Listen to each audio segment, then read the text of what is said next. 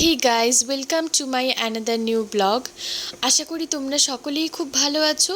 আমিও খুব ভালো আছি। ঘুরতে যাব শুনলেই আমার মনটা খুব খুশি হয়ে যায়।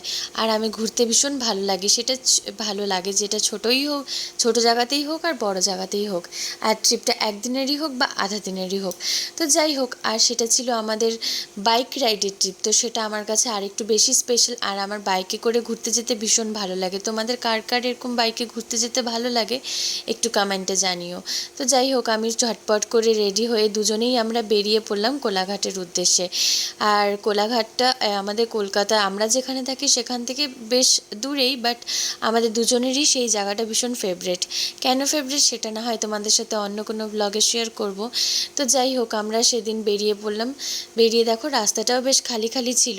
তো আমরা সময় মতন কোলাঘাটে পৌঁছে গেছিলাম। কোলাঘাটে গিয়ে কী কী খেলাম, কী কী করলাম সেটা তোমাদের সাথে নেক্সট ব্লগে শেয়ার